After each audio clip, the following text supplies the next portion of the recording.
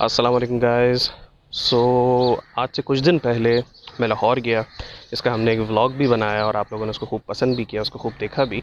अच्छा, लाहौर भी उस ज़माने में हम गए जब कोरोना की वजह से लॉकडाउन शुरू हो रहा था और कहीं जाने नहीं दे रहे थे। लाहौर जाके मैं तो फंस गया। लेकिन फ़ॉर्चुनेटली एक अच्छा काम ये हुआ कि वहाँ जाकर एक फ़ीमेल न्यूज़ रिपोर्टर नवीन अली से हमने गुफ्तगू की। उनसे हमने जाना कि एक ख़ातून को न्यूज़ रिपोर्टिंग के इस शोबे में क्या मुश्किलात दरपेश आती हैं और साथ ही साथ लाहौर जैसे शहर में न्यूज़ रिपोर्टिंग करने में क्या फ़ेस करना पड़ता है। हमने उनसे कुछ बातें की हैं, आइए हम आपको दिखाते हैं और साथ ही साथ लाहौर शहर के कुछ हक़ाइक़ भी सामने आए हैं। आइए देखते हैं।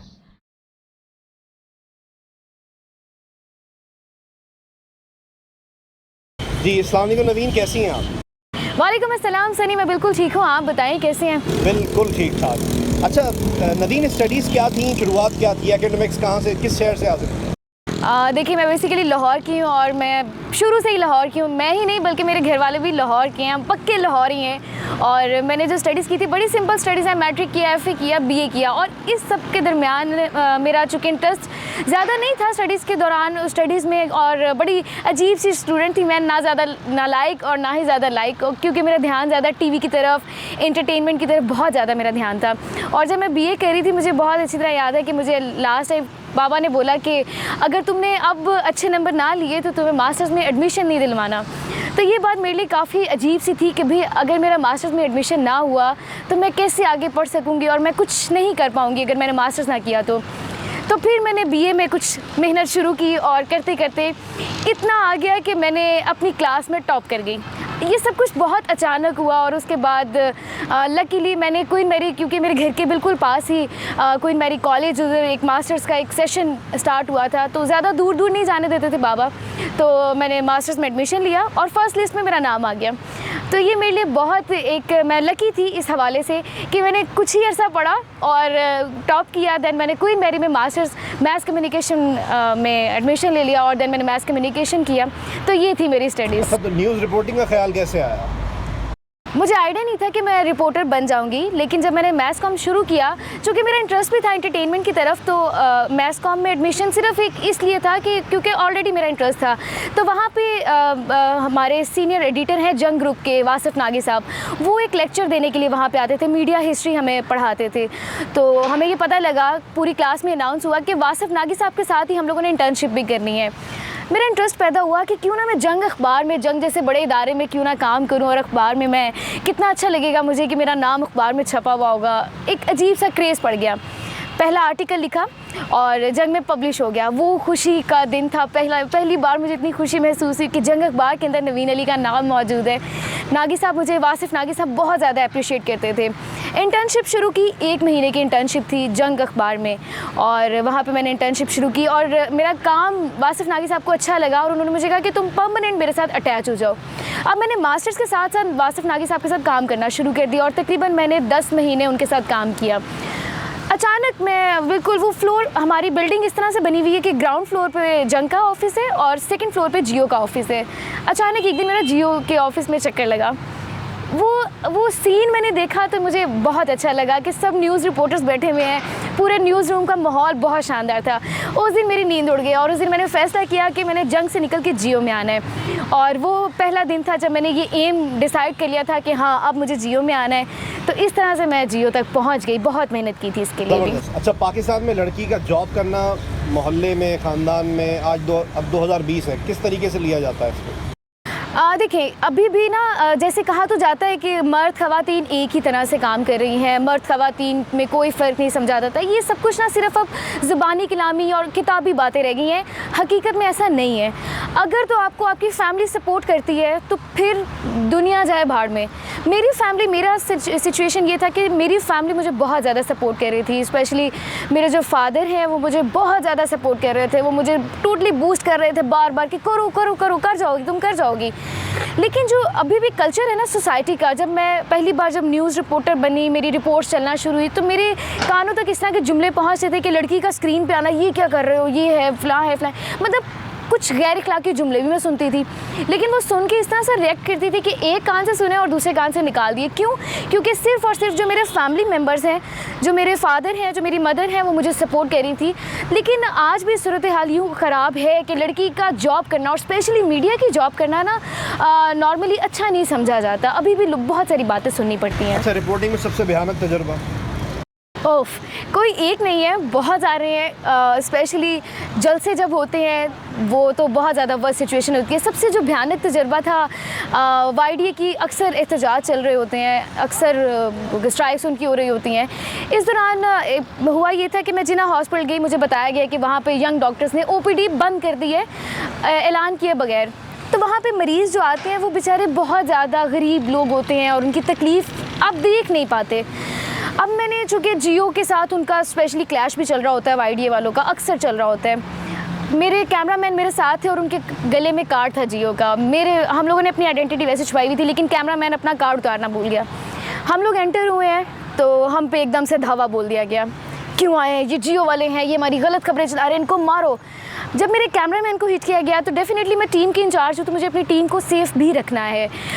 तो मैंने आगे बढ़ी और जो वहाँ पर एडमिनिस्ट्रेशन के इंचार्ज थे उनसे मैंने बात की, तो उन्होंने भी अनाउंस कर दिया कि कोई लड़की ना देखे, इसको मारो और निकालो यहाँ से बाहर।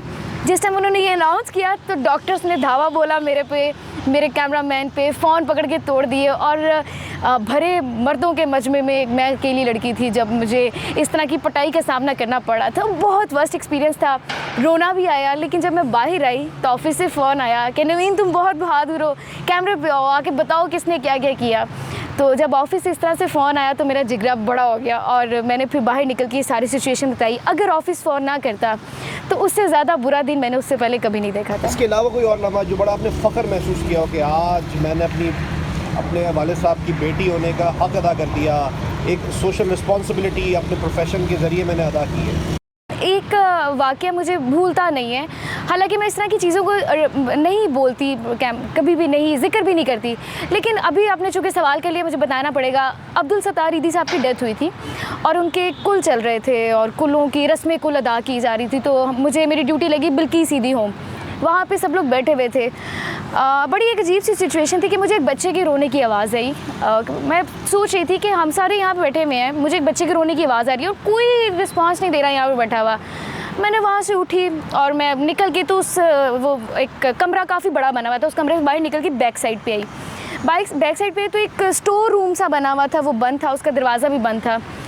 उसकी खिड़की के ऊपर ना खारदार तारे लपेटी हुई थी और मैंने फ़ील किया कि इस खिड़की के अंदर कोई बच्चा रो रहा है। जब मैंने उसको खोला तो मेरे अपने हाथ पे वो खारदार तारे लग गई, अच्छी खासी लगी। तो अंदर एक बच्चा था, तकरीबन 7-8 साल की उम्र का बच्चा था और वो बच्चा बहुत ज़्यादा रो रहा था। उसके कपड़े फटे हुए थे और उससे बहुत ज़्यादा स्मेल आ रही थी और बच्चा शदीद रो रहा था। और वो मुझे देख के ना खिड़की की तरफ चपटा और आके उसने खिड़की को हाथ लगाया, उसके ऊपर खारदार तारे लगी हुई थी और बच्चा ज़ख्मी हो रहा था। मेरे से जाने से पहले भी शायद उस बच्चे ने कोशिश की हुई थी, जिसकी वजह से उसकी बाजू पर टक लगे हुए थे, उसके मुंह पर टक लगे हुए थे। मुझे ये देख के ना बहुत बुरा लगा कि बच्चे को क्यों बंद किया हुआ अंदर। मतलब मेरा ज़मीर मुझे झंझोड़ा था कि ये क्या देख रही हूँ मैं। वो नाकाबिले बर्दाश्त सिचुएशन थी। मैंने उनके इंचार्ज को बुलाया, उससे पूछा ये बच्चे को बंद क्यों किया है, तो कहती है बच्चा भाग जाता है। मैं इसकी उम्र क्या है, 7 साल। खैर वो सिचुएशन ऐसी थी कि मुझसे बर्दाश्त नहीं हुआ। उसको जूस का डिब्बा पकड़ाया कि बेटा ये तुम पियो, मैं कुछ करती हूँ।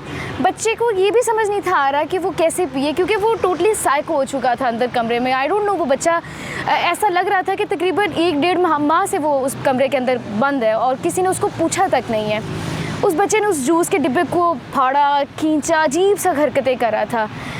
मैंने उस इंचार्ज से बात की, उस बच्चे को वहाँ से निकाला और उसकी वीडियोस वगैरह बनाई और उसको पुलिस वालों से बात की। पता लगा कि बच्चा चकवाल का रहने वाला है और चकवाल में एक बंदे से मेरी बात हुई, तो मैंने यहाँ से उस बच्चे को रेलगाड़ी में बिठाया एक बंदे के साथ, पुलिस वाले के साथ, और चकवाल तक मैंने उसको पहुँचाया। तो ये करने के बाद मुझे फ़ील हुआ कि हाँ, आज मैंने अपनी रिपोर्टिंग का एक हक़ अदा कर दिया। जहाँ मैं सारा दिन इतने अजीब अजीब काम करी होती, उसमें मैंने एक अच्छा और भला काम कर दिया। अच्छा, सुना है आपने मॉडलिंग भी शुरू कर दी है, कैसा तजुर्बा है? देखिए, मॉडलिंग मैंने शुरू नहीं की, मॉडलिंग ऑटोमेटिकली शुरू होगी, क्योंकि शोबिज़ बीट मुझे मिली तो मुझे आगे से ऑफ़र आई कि ये काम तुम कर सकती हो। तो मैंने ख़ुद को एक ट्राई दिया कि हाँ मैं कर सकती हूँ, तो मैं ज़रा एक ट्राई करती हूँ।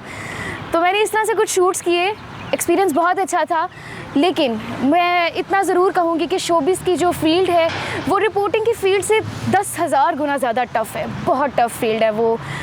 उसमें जो कुछ इस फील्ड में बतौर लड़की मुझे बर्दाश्त करना पड़ता है, शोबिज़ की फील्ड में वही सब कुछ बहुत ज़्यादा है। यहाँ पर तो चले 10 कदम के बाद वो एक रुकावट आती है ना, वहाँ पर तो हर कदम कदम पे वही रुकावट आती है और शोबिज़ की फील्ड बहुत टफ़ है, बहुत टफ़ है। अच्छा, रिपोर्टर्स बहुत कम एंकरिंग की तरफ आते हैं, वजह क्या है? मुझे ऐसा लगता है कि कुछ लोग ख्वाहिश करते हैं, रिपोर्टर्स ख्वाहिश करते हैं कि वो एंकर की तरफ आए, एंकरशिप की तरफ आएँ, लेकिन एक तो उन्हें अपॉर्चुनिटी नहीं मिलती। ठीक है, फ़र्स्ट ऑफ़ ऑल उनकी ये बात है। दूसरा, बहुत सारे मेजॉरिटी जो रिपोर्टर्स हैं ना, वो फील्ड वर्क को छोड़ना नहीं चाहते, क्योंकि रिपोर्टिंग में आपके सोर्सेज बहुत ज़्यादा हो जाते हैं, आपकी पीआर बहुत ज़्यादा हो जाती है, लिंक्स बहुत ज़्यादा बन जाते हैं। तो बहुत सारे जो रिपोर्टर्स हैं वो तो इस लालच में एंकरशिप की तरफ नहीं जाते, लेकिन जो बेचारे बचते हैं उनको अपॉर्चुनिटी ही नहीं मिलती। अच्छा, 2018 के इलेक्शन में भी आप जारी बात है लाहौर में बहुत से पोलिंग स्टेशन से भी कवर कर रही थी। कहते हैं लाहौर वाले, कुछ लोग कहते हैं कि जी 2018 का इलेक्शन पंजाब में, खासकर लाहौर में इलेक्शन नहीं सिलेक्शन था। आपने क्या देखा? देखिए, उससे पहले जितनी ज़्यादा कैंपेन हो चुकी थी पीटीआई की तरफ से, यूथ बहुत ज़्यादा यहाँ पर दिखाई दे रही, उनमें बहुत ज़्यादा जोश था। इस वक्त तो सूरत हाल नज़र ये आ रही थी कि हर शख्स पीटीआई को वोट कर रहा था, क्योंकि तब्दीली का इतना ज़्यादा नारा लग चुका था। मैं नहीं समझती कि ये सिलेक्शन था, बिल्कुल ये सिलेक्शन नहीं था, मुझे ऐसा लगता है। आई डोंट नो अब हकीकत इसमें क्या है, लेकिन ये सिलेक्शन नहीं था, क्योंकि हर शख्स से जिससे भी मेरी बात हो रही थी वो नून लीग से चिड़ा हुआ था, वो पीपल्स पार्टी से चिड़ा हुआ था, और वो एक नई हुकूमत को चांस देना चाहता, वो एक नई पार्टी को चांस देना चाहता था कि कोई नई पार्टी आए और तब्दीली का जो नारा लगाया जा रहा है उसको प्रैक्टिकली करके दिखाए। तो मुझे ऐसा नहीं लगता कि ये सिलेक्शन था, ऑब्वियसली ये इलेक्शन ही था और लोगों ने वाकई वोट दिए हैं। अच्छा, मैं एक चीज़ में बड़ा कंफ्यूज हूँ, क्योंकि मैं कराची से आया हूँ, लाहौर का निज़ाम बड़ा मजबूत देख रहा हूँ, लेकिन इसके बावजूद बाइक पे जाते हुए वकला जो काला कोट है, किसी एक को भी हेलमेट पहने नहीं देखा। तो कोई ख़ास इस्तिस्ना है? और वकला कैसे हेलमेट पहन सकते हैं? वकला तो हेलमेट पहनाने वाली कौम है। वकला खुद अगर हेलमेट पहनना शुरू कर देंगे तो पहनाएंगे कैसे? जनाब, वकला का राज चलता है यहाँ पर, और वकला का ही राज चलता है, और वकला नहीं भी कहें तो काले कोट का राज चलता है यहाँ पे। अच्छा, तासुर तो ये भी है कि कुछ रिपोर्टर्स भी भत्ताखोर होते हैं, ये सच है? देखिए, मैं खुद भी रिपोर्टर हूँ। देखिए, मेरा ऐसा ज़ाती तौर पे कोई एक्सपीरियंस नहीं है। हाँ, यहाँ पर बत्ताखोर इस वजह से भी कहा जाता है क्योंकि मैंने यहाँ पर देखा है कि बहुत सारे लोग मिलते हैं कि आप हमसे इतने पैसे पकड़े, हमारी ये खबर लगा दें, हमारे ख़िलाफ़ ना चलाइएगा। और अगर इस सब के बावजूद भी उनके ख़िलाफ़ खबर चला दी जाए ना, तो इस तरह की प्रोपेगेंडा यही लोग बहुत ज़्यादा करते हैं। तो लिहाजा अपनी बिरादरी के बारे में तो मैं ऐसा कुछ नहीं कहूँगी, क्योंकि मेजॉरिटी तो ऐसा नहीं है। अच्छा, कहते हैं न्यूज़ मीडिया इंडस्ट्री पूरे पाकिस्तान में ही तबाह हो गई है, ये सच है? बिल्कुल तबाह हो गई है, बिल्कुल तबाह हो गई है, क्योंकि सोशल मीडिया शुरू हो गया है। और आइंदा मुझे ऐसा लगता है कि आइंदा कुछ दिनों में, आइंदा कुछ सालों के अंदर ही सोशल मीडिया का राज होगा। डेट्स वाई मीडिया इंडस्ट्री तबाही का शिकार होगी। और वैसे भी जो तब्दीली का नारा लगा है ना, इसने तो वाकई हम लोगों को तब्दील करके रख दिया। और पूरी मीडिया इंडस्ट्री को, जिस वक्त हमारा टाइम था, हमें अपॉर्चुनिटीज़ मिलती, उस वक्त ही हमसे अपॉर्चुनिटीज़ जो मिली हुई थी वो भी छीन ली गई। वैसे तो लाहौर में मसाइल बहुत कम है, लेकिन जो हैं उसका वाहिद हल आपकी नज़र में? वैसे लाहौर में क्या मसाइल हैं? हेल्थ सिचुएशन ही देख लें। पहले कहते थे जी बहुत सी दवाइयाँ मुफ्त थी अस्पतालों में, अब उसमें पैसे लग गए हैं। बहुत से इलाज, बहुत से टेस्ट मुफ्त हुआ करते थे। हेल्थ फैसिलिटी की अगर हम बात कर लें कि निज़ाम बेहतर होने के बजाय पिछले 1-2 साल में लगता है कि गिरा है। एग्जैक्टली, ये आप बिल्कुल ठीक कह रहे हैं कि जो सिस्टम पहले बिल्कुल ठीक था ना, अब वो भी ख़राब हो चुका है। और जो ये गवर्नमेंट नहीं आई है ना, इसकी वजह से बहुत सारे लोग जो कि पीटीआई के सपोर्टर थे वो भी पीटीआई के अगेंस्ट हो गए हैं, क्योंकि इतनी ज़्यादा वर्स्ट सिचुएशन देखने में आई है ना मिनिस्टर्स की तरफ से। क्योंकि आपको पता है ज़ुबान एक बहुत अहम चीज़ होती है, ज़ुबान से निकलने वाले अल्फाज होते हैं ना, वो बहुत अहमियत के हामिल होते हैं। यहाँ पर रिपोर्टर्स के साथ, मिनिस्टर्स की तरफ से रिपोर्टर्स के साथ बदतमीज़ी की जाती है, जनरल पब्लिक के साथ बदतमीज़ी की जाती है। आप रिपोर्टर्स के सवालात के जवाब नहीं दे सकते। जो जनरल पब्लिक खड़ी है आप उनको ही सेटिस्फाई कर दें, जनरल पब्लिक को भी तो सेटिस्फाई नहीं कर सकते। तो मेरा ख्याल है कि इन सारे मसाइल का हल भी उन्हीं लोगों के पास है जिन्होंने ये सारे मसाइल पैदा किए हैं, क्योंकि ये मसाइल इससे पहले नहीं थे। हेल्थ सिस्टम बहुत ज़्यादा स्ट्रॉन्ग हो चुका था लाहौर का, स्पेशली क्योंकि हम लोग लाहौर की सरकारी किसी भी अस्पताल में जाते थे ना, तो किसी की ज़रूरत नहीं थी कि वो किसी गरीब को सड़क बाहर किसी सीढ़ी पर मरता हुआ छोड़ दे। लेकिन अब ऐसा होता है कि सीढ़ी पे कोई खातून मर जाती है, कभी कोई बच्चा मर जाता है, एम्बुलेंस के अंदर लोग मर रहे हैं, उनके पास फैसिलिटीज़ ही नहीं है। डेट्स पे ये अब हल इन मसाइल का वही लोग निकाल सकते हैं जिन्होंने ये मसाइल पैदा किए हैं। चलें, बहुत बहुत शुक्रिया नवीन, बड़ी मेहरबानी, आपने मेरे लोग को अपना वक्त दिया। Thank you so much, thank you. I hope आप लोगों को ये वीडियो पसंद आई होगी। अगर अच्छी लगी तो लाइक कर दीजिए और अगर कोई फर्दर सजेशंस है तो कमेंट कर दीजिए। सब्सक्राइब करें मेरे लोग को।